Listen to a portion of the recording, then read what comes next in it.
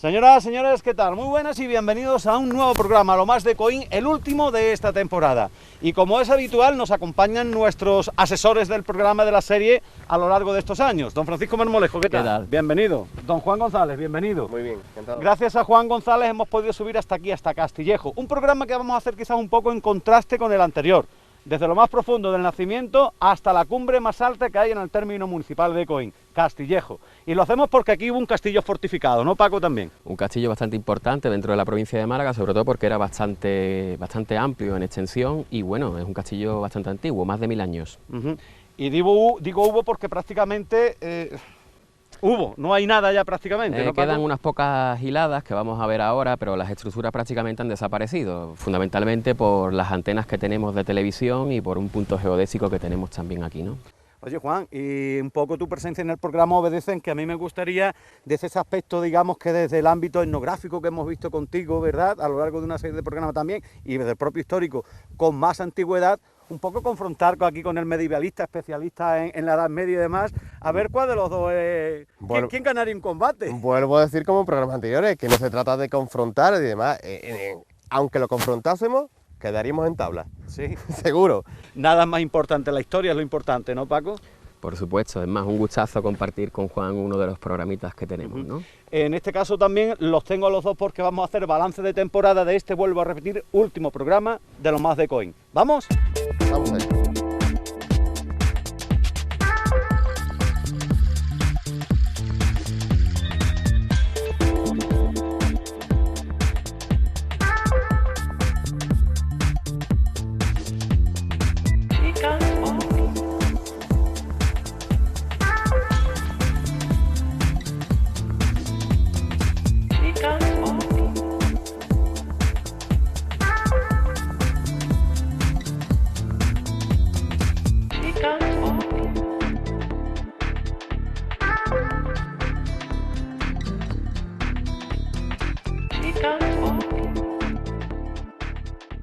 Bueno, Juan, mira, estamos ahora precisamente, como decimos, en lo más alto del punto del término municipal de Coín.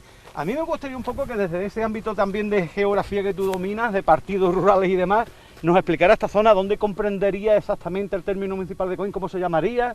Bueno, esto es el cerro del Pico Castillejo, tiene en torno a 1074 metros sobre el nivel del mar.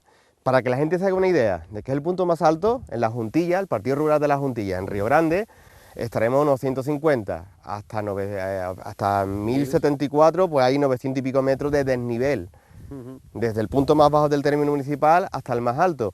Aquí de todas formas confluyen, aquí tenemos además el mojonamiento que puso el ayuntamiento de Ojén, confluyen los términos municipales de Ojén y de Coín, un poquito más abajo Monda también. Ajá.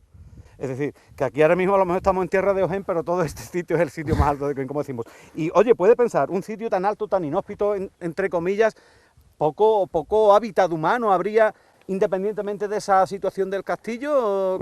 Digamos que de datos históricos, esa parcela se la vamos a dejar a Paco, que está mucho más versado que yo en esos temas, pero desde un punto de vista etnográfico, aquí desde pastores, cabreros, gente que utilizaba una serie de veredas que había por la sierra. De hecho aquí se ve muy bien ahí abajo la cuerda que une, digamos, el Pico de Castillejo con el Cerro del Águila, y por la gente que se dedicaba al extraperlo, al contrabando.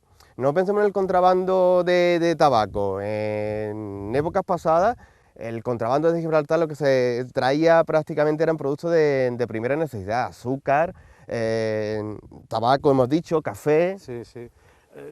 Sobre todo en época de necesidad, eso, después de la, me imagino, guerra civil, la zona que había restricciones y demás, la época de restricciones, ¿no? Por cierto, hablando de la guerra civil, ahora después veremos una cueva que, digamos, su última utilidad, uno de sus últimos usos que ha tenido esa pequeña cavidad, fue utilizada por los maquis, los rejuíos, como se dicen aquí en nuestro territorio, después de la guerra civil. Es decir, que sí ha tenido también su zona de hábitat humana, por así decirlo, ¿no? Evidentemente. Ahora ocupado por excursionistas y senderistas, pero... que también se le da buen uso. Eso en cuanto al aspecto un poco etnográfico, como decimos, y de hábitat pues más contemporáneo. Pero Paco, quizás la primera muestra, el primer vestigio de ese castillo fortificado, la cerámica, como siempre, acudimos a la misma. Bueno, cerámica, esta teja aquí arriba, ¿qué en este pasa, caso no? es una teja que demuestra, es un indicador de que aquí hubo viviendas, ¿no? Aparte de las viviendas, sobre todo lo más importante y de mayor relevancia, sobre todo en un contexto militar y defensivo, es el castillo que tenemos aquí. No solo las defensas naturales, que estamos a bastante altura sobre el nivel del mar, sino la extensión que tiene el castillo. Ahora mismo estamos en el reducto principal, justo aquí. Esto es una estructura cuadrada bastante amplia, y esa está envuelta por una muralla que viene hacia atrás, que va bordeando toda esa vertiente hasta llegar a las antenas. En las antenas donde cierra el castillo, esas antenas, allí tenemos una torre de planta cuadrada, algo pequeñita, no es como esta torre, esto es una gran torre, esto es un reducto prácticamente. Entonces vemos que hay como varios recintos, ¿no? El principal, que es en el que estamos, y justo allí, que allí amplía el campo visual, sobre todo hacia el campo de Gibraltar, tenemos también otra pequeña torre que es la que envuelve y cierra ya todo el complejo, ¿no? Yo me gustaría, Paco, un poco que la gente viera un poco más quizás con las ganas de ver que con la vista en sí, y me explico.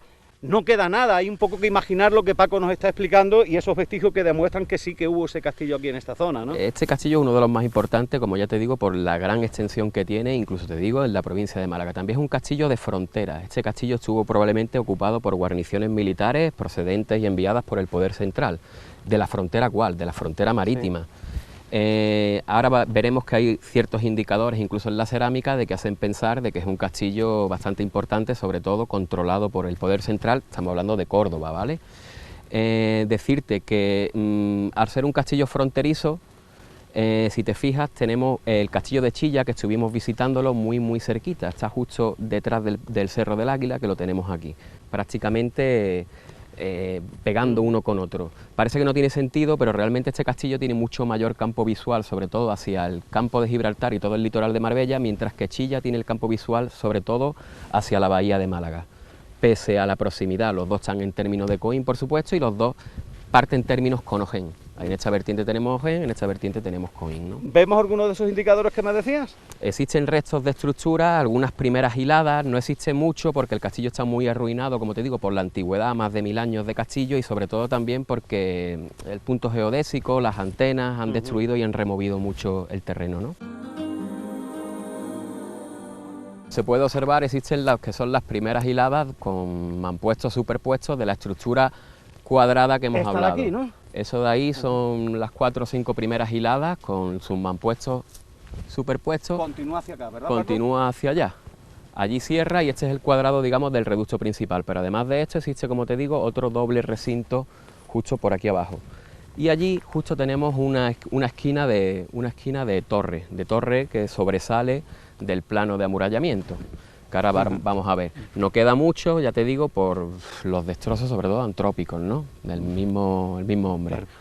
Señor González, ¿usted aprendiendo y en este caso observándolo y aprendiendo? Vamos a echarle un vistazo a la esquina de la torre. Aquí tenemos la esquina de lo que es una torre que sobresale del amurallamiento. El amurallamiento va un poquito más arriba y, como vemos, ahí justamente está la esquina. Esta es la torre. Sí. Y el recinto continúa hacia allá hasta llegar a las antenas de televisión, creo que son. Paco, otro indicador, si vienes por aquí, de lo autóctono o lo halógeno de las piedras. ¿Se acuerda usted de ese término, no? Eso que estamos viendo es la argamasa de la junta de los mampuestos. Como verás, es una argamasa muy caliza y aquí estamos en una zona de piridotitas. La caliza hay que traerla y probablemente se fabricaba aquí. El amurallamiento exterior no tiene la argamasa con cal, pero sí que la torre que vemos allí y esta torre de estructura principal sí que tiene cal en la argamasa. Eso le hace muchísimo, vamos, tiene mucho más valor defensivo y más consistencia a lo que es la estructura, ¿no? La datación, Paco, de este castillo, has dicho época califal cordobesa, me imagino, ¿no? Y probablemente incluso antes. Sabemos que en el siglo XII ya se abandona, en el siglo XII, que es época ya incluso entrando en época bajo medieval, esto se abandona, pero sí que hay cerámica de época taifa, del siglo XI, sí que hay cerámica califal, hay ataifores melados con manganeso que se llaman, y existe también cerámica incluso de tradición tardoantigua y emiral. Es un castillo bastante antiguo, incluso se han encontrado 2 moneditas de época romana que hace pensar que probablemente ya en época romana no habría fortaleza, pero sí que se utilizaba probablemente como atalaya, como almenara, sobre todo para avisar Claro. del enemigo que viene por ahí, ¿no? Ten en cuenta que la zona del litoral siempre ha sido bastante conflictiva. En época califal teníamos la amenaza fatimí del norte Sí. de África, en época bajo medieval el corso portugués, el corso castellano, en época de los reyes católicos el corso berberisco, en época de Carlos V pues el corso otomano, sobre todo que es el que dominó y controló todas las aguas del estrecho. En fin, ten en cuenta que el estrecho era la única puerta de entrada al Mediterráneo, actualmente no, pero antiguamente siempre fue la única puerta de entrada y la única puerta de salida. Y ten en cuenta de que el estrecho es el puente entre dos civilizaciones, naciones, religión, distintas culturas, entre África y las dos Y orillas, lo tenemos ¿no? ahí mismo. El, en la historia, el lo estrecho tenemos ahí se mismo. ve aquí perfectamente, pero esto era un trasiego constante históricamente, tanto de este hacia oeste, oeste a este, norte-sur y sur y norte. Es decir, constantemente ha sido una zona bastante conflictiva. ¿Qué podemos ver ahora? Pues ahora podemos ver, si quiere, la concentración de cerámica que podemos ver en los derrumbes, ¿no? La cerámica sobre todo ha rodado hacia abajo y justo aquí tenemos bastante concentración de material cerámico. Pues vamos. Estamos, como estás diciendo, en zonas de muestras de esa cerámica que decías, de esos ya vestigios cerámicos, ¿no? Una cerámica muy fragmentada porque está también bastante rodada y aquí pues se encuentran mucho las tinajas con los característicos cordones digitados bajo el borde, Mira, perdona. mucho los ataifores. Perdona. Bueno, ahí tenemos una cita, son producciones y conjuntos altomedievales. Si te fijas, aquí tenemos un melado, esto es de un ataifor melado. Esto Mira, de un color de un lado y... Este meladillo es más oscuro, este meladillo es más claro, esto puede perfectamente encuadrarse en época taifa. En época califal ya es característico estos melados con manganeso. Aquí también podemos encontrar la cal, que tanto hemos hablado, ¿no? Incluso la misma cerámica con restos de cal. Y aquí lo que sobre todo aparece una cerámica que no aparece en muchos sitios, que es la cerámica que se llama verde manganeso. Los centros productores de esta cerámica estaban en Medina Sara y en Córdoba. Y es una cerámica que en los castillos del entorno no se encuentran, solo la encontramos aquí y en Chilla. Oye, Juan, ¿no te recuerda un poco también al último asentamiento romano que vimos en la Jara? Este tipo de... ¿Ya los árabes lo traían aprendido también de esta gente o qué? ¿De los romanos? ¿No tiene nada que ver uno con el otro? Bueno, las civilizaciones van aprendiendo las unas de las otras conforme se han ido dando en el tiempo. Y la técnica constructiva, prácticamente hasta la aparición del acero en la construcción, ha sido la misma a lo largo de la historia. Y me imagino que unos a otros también aprovechando, como bien Paco ha señalado, que incluso no se descarta que hubiera aquí un asentamiento anterior a la época musulmana, a aprovechar los recursos del terreno, ¿no? Antes has mencionado como centro de poder a Córdoba. Si te vas a la mezquita de Córdoba ves que su mezquita, las columnas que tienen allí, muchas son de origen romano o visigodo. O sea, que se han ido reaprovechando materiales. Ten en cuenta, Juan, de que este asentamiento es preislámico, ¿vale? Y acaba islamizándose. Esos vidriados son vidriados altomedievales y es un indicador de islamización. No obstante, aquí hay cerámica de tradición tardoantigua, digamos que era una población indígena ciertamente romanizada. Incluso estas mismas cal tienen cierto aspecto de signinum, tienen trocitos de cerámica picados, es decir, que la cultura material es muy romana, muy latina. Déjame que ahora ejerza de erudito, el signinum era el hormigón de los romanos que me explicó Juan en el programa. Que en época tardoantigua sigue utilizándose. Oye, ¿y quién me garantiza a mí que esto no es bueno pues de un excursionista, como bien ha dicho Juan, de un senderista que ha comprado pues, su cantarito en un alfarero de Coín mismamente y lo ha dejado aquí? ¿Por qué sabemos que es de esa época, Paco? Bueno, ¿Hay vestigios que lo indiquen? Están muy estudiadas las tipologías de los conjuntos cerámicos y la vajilla de época islámica, y esta en concreto es de época, sobre todo es una cerámica islamizada, no es cerámica tardoantigua, ¿no? Y como decía, es un objeto que nos ayuda a ver con algo más que la simple vista, ¿verdad? Sobre todo nos ayuda a ponerle fecha y ponerle cronología. Ya te digo, la cronología es siglo X, época califal seguro, siglo XI, época taifa seguro, y con anterioridad existe también cerámica de tradición tardoantigua y emiral. Y como la ley obliga, hay que dejarla en su Eso sitio. no se puede llevar. Pues que no diga la ley otra cosa. ¿Vamos hacia el siguiente punto? Vamos a ver los restos de torre que quedan en el otro extremo, en el extremo opuesto de la Perfecto. fortaleza. Pues vamos allá.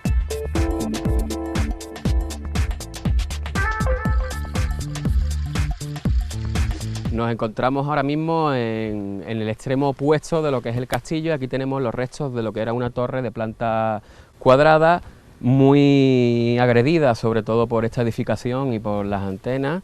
Se puede ver perfectamente la mampostería con la argamasa bastante caliza, que es lo que le da bastante consistencia, y esta torre sobre todo la funcionalidad que tenía es que ampliaba bastante el campo visual hacia lo que es la zona del campo de Gibraltar, y sobre todo Gibraltar, que desde aquí se ve bastante bien. Hoy hay un poquillo de bruma, pero hay días que se ve con bastante nitidez, ¿no?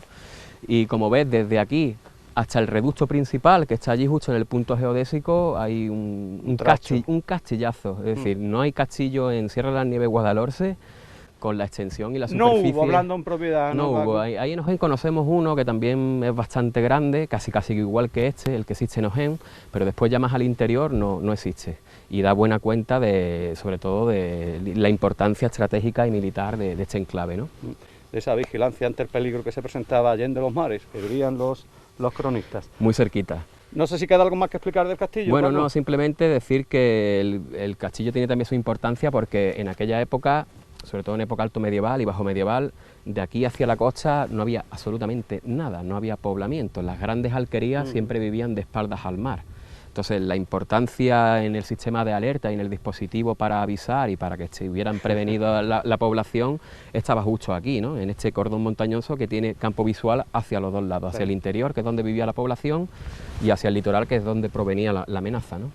Que de aquí una voz depende de quién la dé, no la escuchan, pero la señal visual se ve a las mil maravillas, ¿eh? Perfectamente, y más estando precavido para ello. Claro que sí. Don Juan, ¿qué le parece a usted el castillo?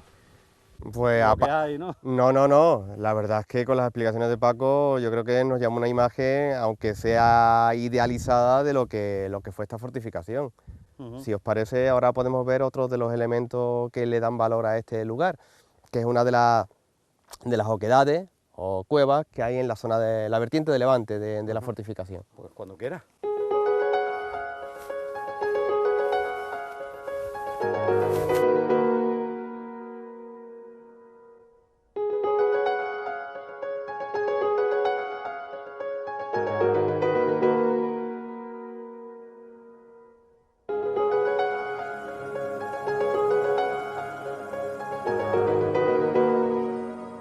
Bueno, Juan, pues mientras que Paco busca la dichosa cueva, tú querías hacer referencia un poco a la estructura morfológica de las rocas que hay, fíjate que bien hablo yo cuando me pongo, la estructura morfológica de Aquí no hablamos de morfología, las piedras, vamos a hablar de geología. Estamos en uno de los mayores afloramientos, no en uno de los mayores, en el mayor afloramiento mundial de peridotitas. Mundial. Mundial. En la provincia de Málaga está el mayor afloramiento de peridotitas de todo el planeta. La peridotita es este tipo de piedra, sí, este macizo roca que vemos de roca. Es una roca plutónica. ¿Qué quiere decir esto? Que es una roca volcánica, pero que no llegó a salir en forma de lava a la superficie, sino que con el tiempo fue emergiendo, la cobertura no volcánica que tenía encima ha desaparecido y ha quedado la roca viva. La roca viva. Es una roca, es de una de las que tiene mayor densidad en el planeta, tiene un alto contenido en hierro, también olivino. El olivino le da un color verdoso que aquí una roca que se utiliza en ornamentación y en construcción, que es la serpentina. Sí. Es un color verdoso. De hecho, hay una cantera de serpentina en el arroyo Salsipué, en Coino, al lado de la ermita. Sí. Este afloramiento, como he dicho, tiene un color rojizo.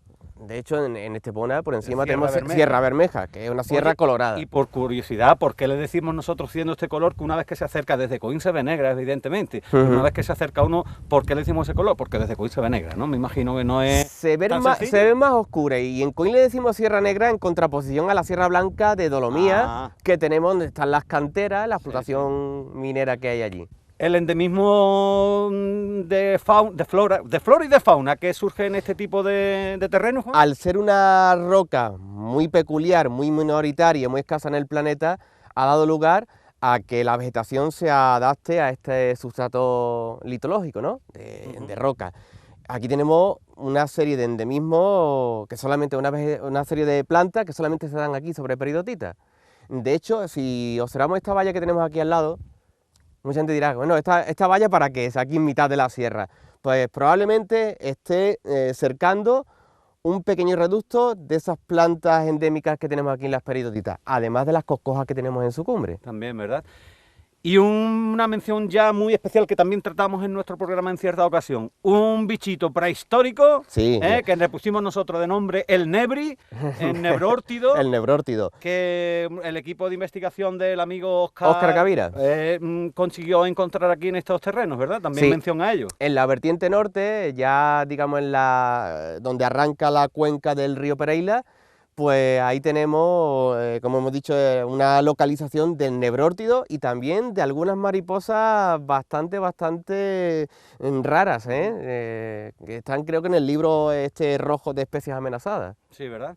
La hacen singular sin lugar a dudas también, y una de las cosas que también la distinguen como lo más en Coín, ¿verdad? Este Sí, toda esa particularidad de fauna, flora, endemismo, el tipo de roca y demás. Además, hay una propuesta, creo que las instituciones se han hecho eco de esa propuesta que les ha llegado de distintos colectivos, de que la Sierra de Mijas y la Sierra de Alpujarra conformen un futuro parque natural.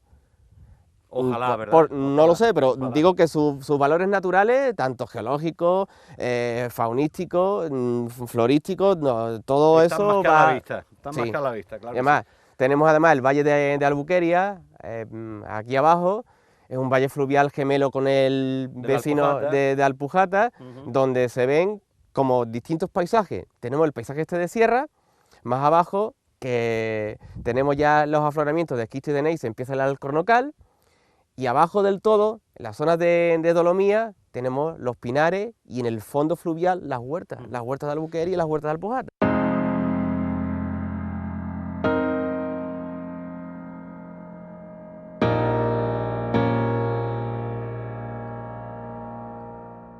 Señores, me han metido ustedes en la cueva del lobo, ¿eh?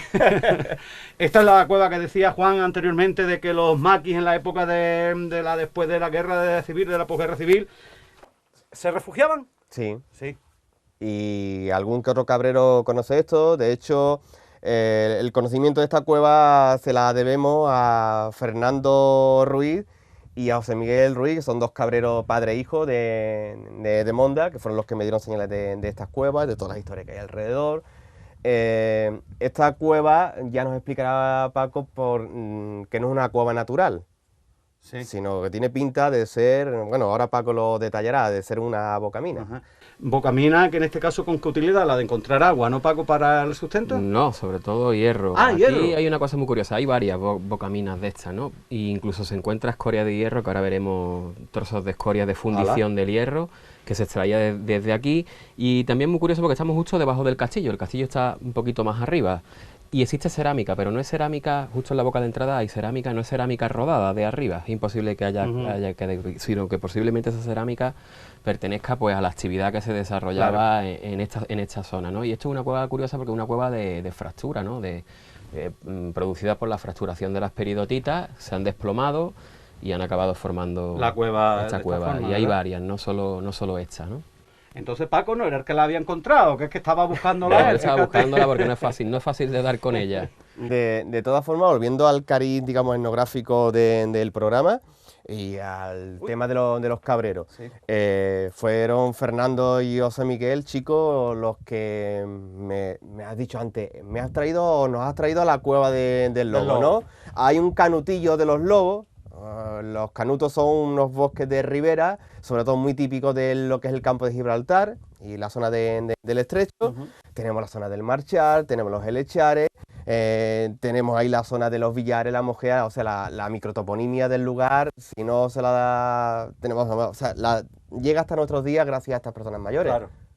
Bueno, y jóvenes. Y jóvenes. Y jóvenes. Que han continuado con la labor de esos mayores. Efectivamente. Los que lo han transmitido. Pues si no hay nada más que decir, vamos a salir. Está muy fresquito, pero me da un poco de claustrofobia estar aquí, amigos. Vamos hacia afuera.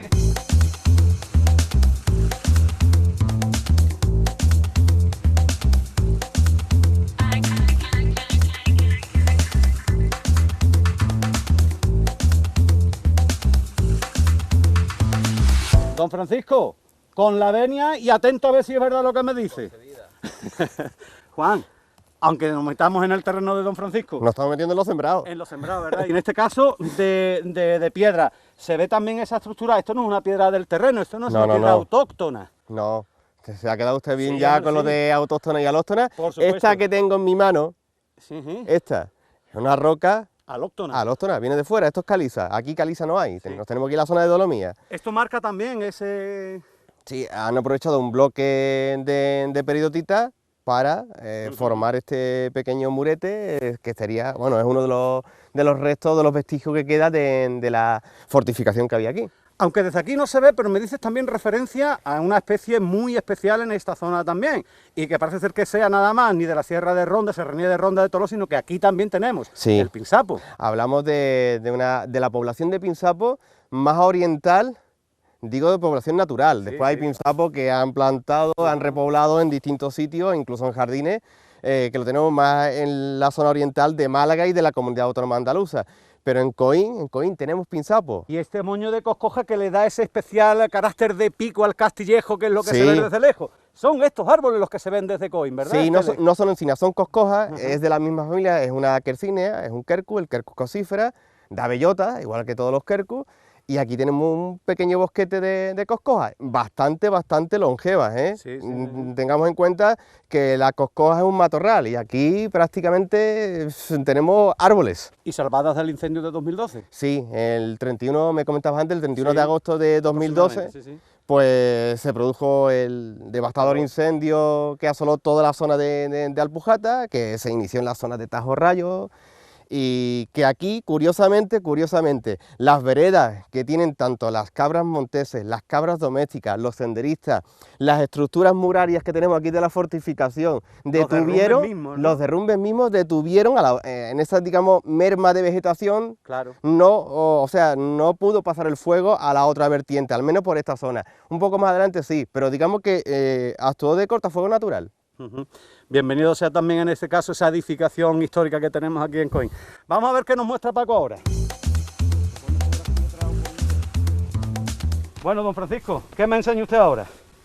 Bueno, pues la mejor manera de poder detectar la existencia de un castillo es siempre ver los derrumbes, porque ya hemos visto que cimientos y hiladas quedan muy pocas. Y siempre los derrumbes hay que buscarlos en las caídas. Claro. Esta caída, que da a término municipal de Coín, puede ver un ejemplo sobre todo del material constructivo que se utiliza, ya que el aparejo no podemos verlo con claridad, y vemos la cantidad de mampuestos, sobre todo peridotitas de fractura, es decir, son mampuestos, como habéis dicho, autóctonos de aquí. El mismo material está extraído a pie de obra, como se suele decir. Y aquí vemos más derrumbes, estos vienen ya de arriba, y justo allí vemos también una buena hilada de derrumbes, ¿no? Grandes niveles. Que es lo que marca eso que nos ayude, como decíamos, que la vista no sea solo la que vea, sino también un poco, bueno, pues a través de esos vestigios imaginemos lo que hubo en su tiempo, ¿verdad? Siempre hay que buscar, sobre todo para detectar el castillo, primero los derrumbes en las caídas, las vertientes y sobre todo recorrer las curvas de nivel de máxima cota, ¿no? Las más altas las va recorriendo y siempre sobre ahí se apoyan las murallas. Pues amigos, ¿qué os parece si ya para hacer análisis final del programa y de la temporada nos vamos a un sitio más cómodo, más fresquito, que no digo que aquí no se esté bien, pero a lo mejor en otras condiciones, a lo mejor discutiendo sobre una mesa? Fenómeno. Con un piquislavi, como se suele decir. Eso ya pa' nota. Algo fresquito. Pues vamos allá.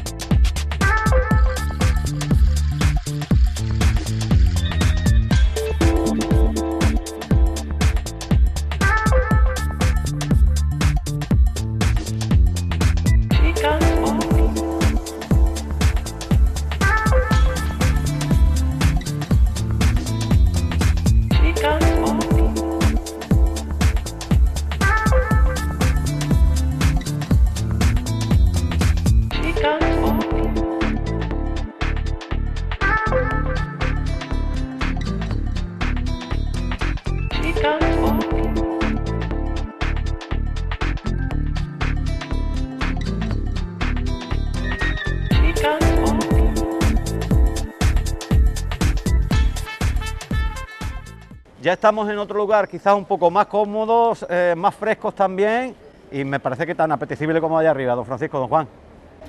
Más fresquito sí está, ¿no? Nos falta algo. ¿El que falta, Juan? La cervecita. La cervecita, todo llegará a su tiempo, hombre, todo llegará a su tiempo. Hombre, y aquí estamos un poco para hacer, como os he dicho, un poco quizás análisis, balance final de esta temporada que hemos tenido. programas en los que hemos tenido vuestra presencia como colaborador y además también hemos contado con otros aspectos. Hemos abordado el patrimonio cultural del pueblo, histórico con vosotros, el paisajístico y etnográfico, Juan en La Jara, por ejemplo, y también el intelectual con nuestros jóvenes estudiantes de matemáticas e ingeniero industrial. ¿Qué balance? No sé si habéis visto todos los programas, los vuestros por lo menos si lo habréis visto, ¿no? Prácticamente todos, sí. Juan, ¿tú? Me ha faltado el del nacimiento. Ajá, el resto lo has visto, ¿no? Patrimonio hidrológico. Claro, también, fíjate.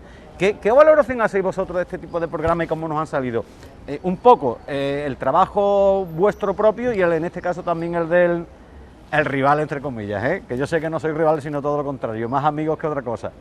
En lo que a mí me pueda interesar, sobre todo el ánimo de difundir y divulgar un poco lo que es el patrimonio hidráulico, monumental, y de sensibilizar y concienciar un poco a la ciudadanía, ¿no?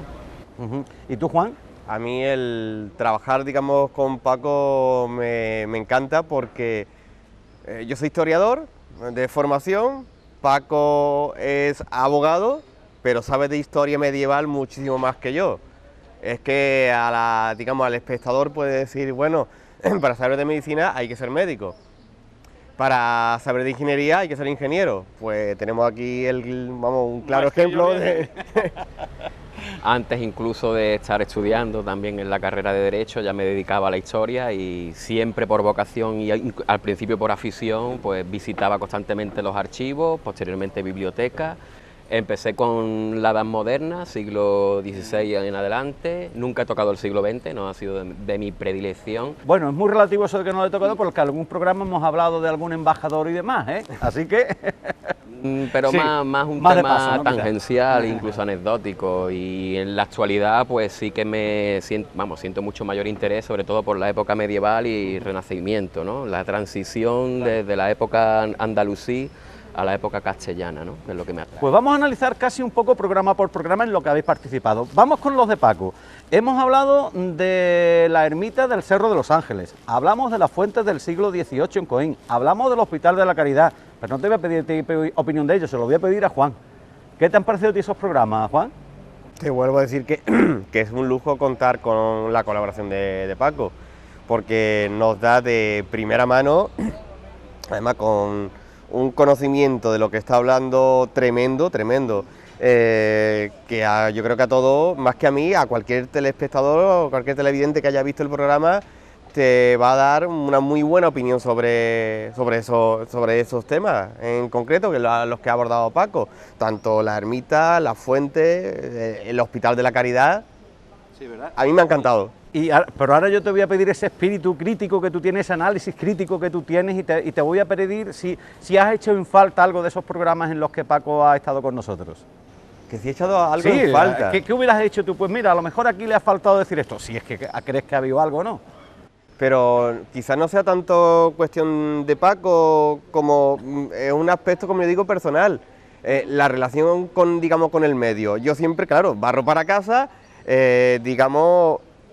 si hablamos de la ermita de Nuestra Señora de los Ángeles, ¿no?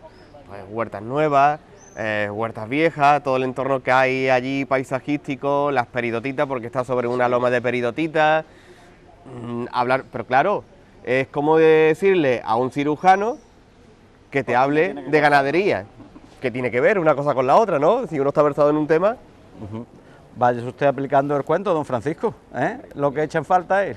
Una de mis predilecciones es también incluso la arqueología del paisaje, ¿no? Un poquito el estudio de la hidráulica, de cómo se ha transformado el medio físico por la actividad antrópica, ¿no? Por el hombre y el paso del hombre, cómo ha ido modificando esos paisajes, es algo de que dentro del aspecto de la arqueología, de lo poco que toco, es eso mismo, ¿no? La arqueología espacial. Pues fíjate que yo ahora ese mismo espíritu de análisis crítico con tu programa que ha hecho Juan, te los pido con los que le hizo, que nos llevó a conocer pues el Coín arqueológico, la sala arqueológica, perdón, y encima también pues esa zona del llano de la ermita, ¿verdad?, donde ahí está ese vestigio más importante de la protohistoria. Me decías que era más que prehistoria, ¿no, Juan, de Coín en aquella ocasión, ¿no?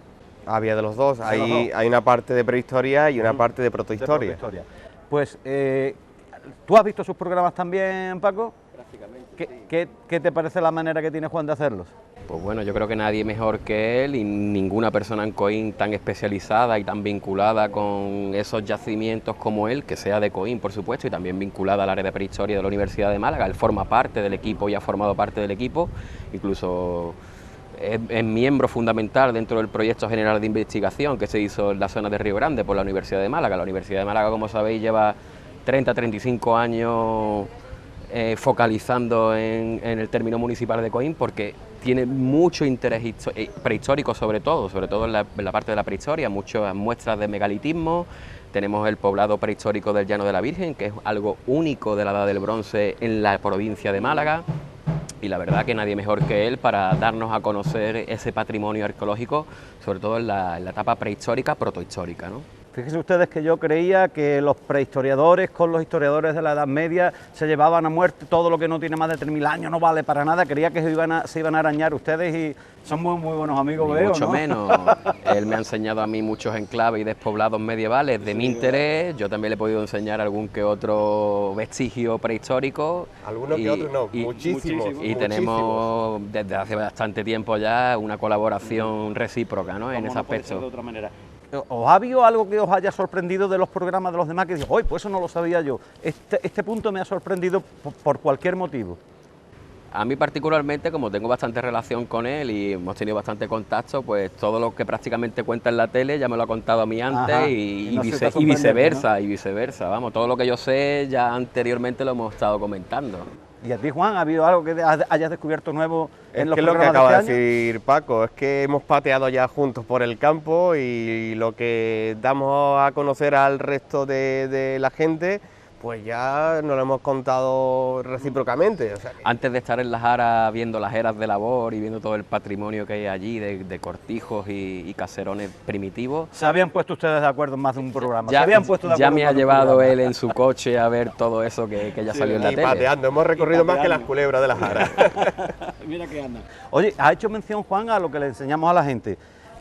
A vosotros seguro que os ha pasado como a mí, que por la calle después la gente ha dicho, oye, pues me ha gustado esto. ¿Habéis tenido comentarios en ese sentido o todo lo contrario? Han dicho la gente, no me ha gustado nada de lo que habéis hecho. En ningún momento nadie ha mostrado, sobre todo, su disgusto, ¿no? Con lo que, al contrario, me para muchísima gente por la calle a darme la enhorabuena y a felicitarme y a saludarme sin siquiera yo conocerlo, ¿no? Que es lo más surrealista, ¿no? ¿Y a ti, Juan, los comentarios que te hayan llegado en torno a los programas que hemos hecho? Yo parto con ventaja con respecto a Paco, porque yo toco, digamos, la fibra sensible en una parte más emocional, porque está más cercano en el tiempo. Hablo de cosas que han vivido nuestros padres y nuestros abuelos, y como digo, ahí parto con ventaja con respecto a Paco. Una complicidad emocional más directa, ¿verdad? A lo mejor, ¿no? Pero la gente encantada con los programas. Con los de Paco igualmente, o sea, a mí me han parado para hablarme de los míos, pero también de los de Paco. Yo puedo decir en ese sentido que tanto los de Paco me han dicho, oye, ¿dónde es ese sitio que habéis sacado? ¿Esto cómo es? Eso no lo sabía nadie. Gente que está contenta por conocer la historia más cercana de su municipio y gente, como dice Juan, que me han parado y me han dicho, oye, el programa de la Jara que yo me he criado ahí, yo he nacido en esa zona, les han llegado al corazón. Es decir, tenemos que considerar este tipo de programas para la gente más cercana en nuestro entorno, sin lugar a dudas, y en otros pueblos también.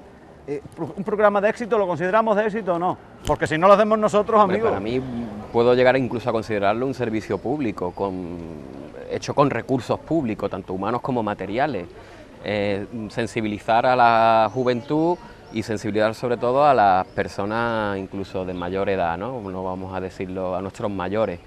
Sobre todo porque también Coín es un pueblo, pues, que ya lo sabemos, ¿no? Es un pueblo que ha maltratado mucho el patrimonio, que lo ha expoliado, que lo ha destruido, y eso es una verdad. Incluso no ya estamos hablando en época del franquismo, sino en plena democracia, ¿no? Coín ha perdido todo su patrimonio arquitectónico, ha perdido todo su urbanismo, se han modificado y transformado los trazados de época andalusí, se han derribado palacios episcopales en el 82, las murallas de Coín aparecieron en el 82 también y al día siguiente fueron ocultadas, se han destruido torres de alquería como la de Pereila, en Alaurín conservan todavía la de Ubrique, en el 68 se destruyó un convento de trinitarios cuando no amenazaba ruina, hemos destruido prácticamente todo nuestro patrimonio hidráulico, en fin. Nada que no sepamos, ¿no? Porque realmente lo hemos visto con nuestros propios ojos y no sensibilizar ya a la juventud, que la juventud creo que ya tiene otra mentalidad y otra sensibilidad por estos temas, sino sobre todo a la gente Claro. Por eso a mí me gustaba insistir, como hemos hecho estando en el Cerro Castillejo, que muchas veces, y por desgracia, tenemos que aprender a ver no solamente con la vista, sino con esos vestigios de lo que ha sido, es lo único que nos queda para saber lo que hemos tenido, ¿no? Y como estás diciendo, pues no sé yo muy bien por motivo de quién se ha llegado a perder, ¿no? Pues incluso imagínate, lo que te acabo de comentar es sin meterme en el patrimonio arqueológico, ¿no? Porque bienes de interés cultural hay muy pocos, el Llano de la Virgen fue incluso uno de los primeros bienes de interés cultural a nivel de Andalucía, y no vamos a hablar de cómo ha sido maltratado y cómo se encuentra al día de hoy en la actualidad, ¿no? Incluso cómo ha sido expoliado el Cerro del Aljibe, ¿no? Es decir, ha sido un expolio y destrucción del patrimonio hidráulico, arqueológico, monumental, histórico, etnográfico, pero incluso muchas veces por motivos de especulación. Sí. Y al día de hoy, pues bueno, queremos turismo, pero el pueblo la verdad que ha perdido esa belleza y ese pintoresco que tenía, esas casas encaladas del casco antiguo, eso lo hemos perdido. Y hay otros pueblos de nuestro alrededor que lo conservan, ¿no? Ahí está Mija, ahí está Casaraponela, ahí está Tolox, ahí está Junquera. Eso lo hemos llegado a denunciar en algún que otro programa. Juan, ha sido un programa de éxito también, y eso lo demuestra, por ejemplo, en ese programa de La Jara, que en YouTube arrasó por completo con un montón de visitas cercanas a las 1000 visitas que es el programa más visto que tenemos ahora mismo en la parrilla de Canal Coin en YouTube. Yo creo que eso puede dar pie a que no quede ahí. O sea, hemos tocado una parte del término municipal, pero tenemos 128 kilómetros cuadrados de término municipal. Partidos rurales por doquier. Ahí lo dejo. Ahora hablaremos al final del asunto. Ha sido un programa de éxito, creemos que lo hacemos más o menos bien, nada es perfecto. Según vuestro criterio, ¿qué le faltaría al programa para una próxima temporada si la hubiera o hubiese, que dirían los castizos? ¿Qué le faltaría, pero para que fuera mejor todavía? Para mejorarlo, pues la verdad que a nivel de recursos audiovisuales, de imágenes y de lo que se está contando, se están ofreciendo bastantes datos inéditos que no se conocían y se están intentando divulgar sobre todo el interés que pueda tener ese patrimonio. En esos términos ninguno. En cuanto a otros aspectos a tocar, pues bueno, quedan muchas cosas en el tintero, queda mucho patrimonio monumental, queda mucho patrimonio hidráulico. Toda la riqueza hidráulica de nuestras huertas desde un contexto histórico también se pueden divulgar, quedan las fuentes del 19, en fin, muchos aspectos, pero ya te digo, temáticos distintos, sí. ¿Tú echarías en falta algo, Juan, al darle algún giro al programa igual? Yo sí. Yo ya te usted sé que usted tiene análisis más crítico que don Francisco, ver, que es muy moderado, muy comedido, pero usted pues dispare, hombre, que tiene la cámara de lo más de coño. Lo comenté en su día, que no se puede hablar de la tierra sin contar con la gente que ha trabajado esa tierra. En el programa de La Jara yo eché en falta gente que realmente vivió de todo aquello que yo contaba. Como aspectos técnicos, pues una valoración técnica la puede dar Paco, la puedo dar yo, pero yo creo que el punto emocional se lo va a dar a la gente. Los testimonios orales de los que perviven. Las historias de vida. Sigan ustedes pidiendo, siguen pidiendo. Pues en fin, yo como siempre no me queda nada más que agradeceros vuestra colaboración con Canal Coin Televisión en general y conmigo en el programa Lo Más de Coin en particular, porque evidentemente yo solamente he sido quizás la persona que los ha llevado ya a la televisión, pero ellos son los que han puesto pues todo el conocimiento que tenéis en cada uno de los programas, y ha tenido sentido el programa porque vosotros habéis estado en él.